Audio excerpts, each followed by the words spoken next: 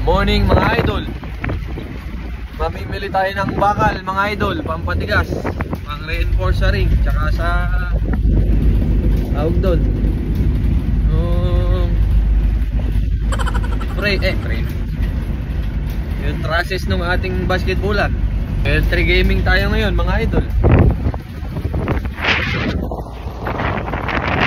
Time check 8 something.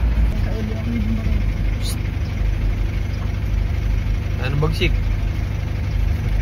Eto na nga, naghanap na tayo ng bakal na gagamitin natin sa ating basketballang mabilis masira. Number 1 rule pag gagawa, maghanap kayo sa junk shop ng bakal.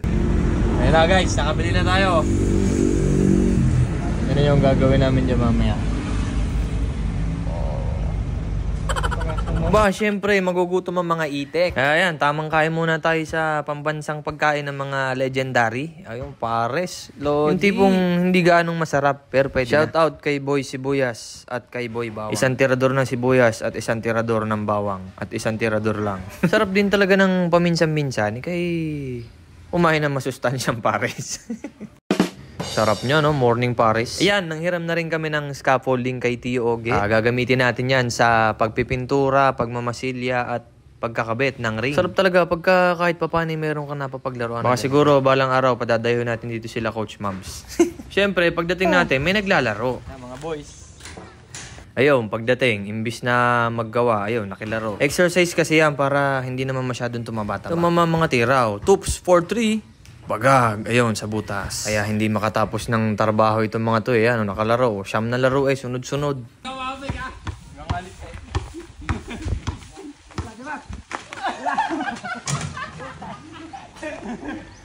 Game ball. Dayo lang kayo dito guys.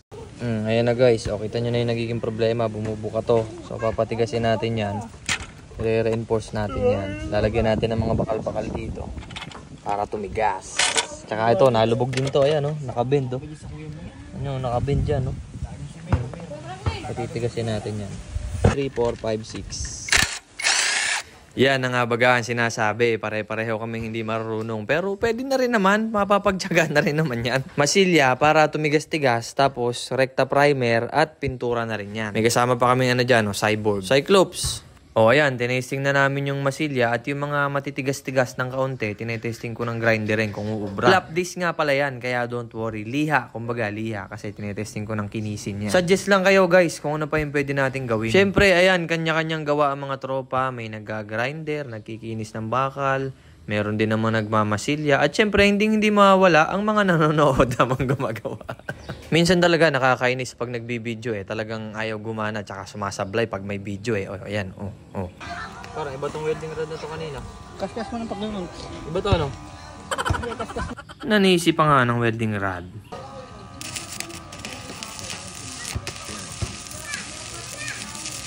Pinulweld na nga namin yan. Hindi na namin nilagyan na spring at masisira din naman yung spring pag tagal-tagal. Nakita rin kasi namin dun sa mismong bakal na hindi rin tatagal kapag nilagyan mo ng spring kasi the more na lumalaro yung bakal, the more din na mauubos yung mga bakal na, ang gulo.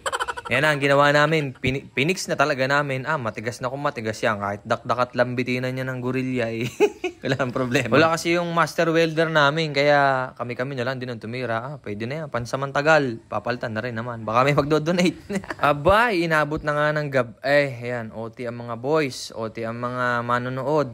Wala eh. Trip-trip lang talaga ito. By the way guys, isang mema lang naman na video ito. Gusto ko lang na kahit papano na-entertain din naman kayo. Yun! Mission accomplished na rin may tuturing. See you tomorrow. Good morning ulit mga idol. Kaso nga lang, wala ako dyan. Pero syempre, good thing, nandyan yung mga pinsa natin, tsaka mga tropa. Yan, pininturahan na ni Kuya Tuper. Bahala na yan. Nagtutuklapan kasi yung masilya at inabot ng ulan. Ang nangyari, pinatuyo na lang din namin, tsaka pininturahan. Ikabit na rin yung reinforce na ring na malupet. Yan, no? Pogi. Malapit na sa katotohanan yan, Kuya Tuper. Tinira na ni Kuya Tuper. Halatang-halata naman ng mga bukol-bukol ng masilya. Pero gayaan talaga, pwede na yan. Maglalaro niya si Dwight Howard eh. Ang kinis niya na, parang mukha ko na yan Yun na nagdala doon, Palanggana Gaming. Ayan na guys, nakikita nyo na ang kulay, pati gilid, pati likod, pininturahan na para maprotektahan naman at tumagal-tagal. Ulan kasi ang pinakakalaban natin dyan kasi hindi naman yan fiber. Siyempre, maghapon yung papatuyuin at pag uwi ko nga, eto na. Ay, sige, bitinan mo. Oh, napakatigas, walang kagalaw-galaw. Sa tingin ko na may tatagal-tagal na rin yan. Oh, libangan lang tayo muna mga kapwa ha. Comment lang kayo guys kung ano pang suggested nyo na gawin dyan sa ating basketbulan. Puntakin ko na siguro si Dwight Howard. Tama-tama. Ayun.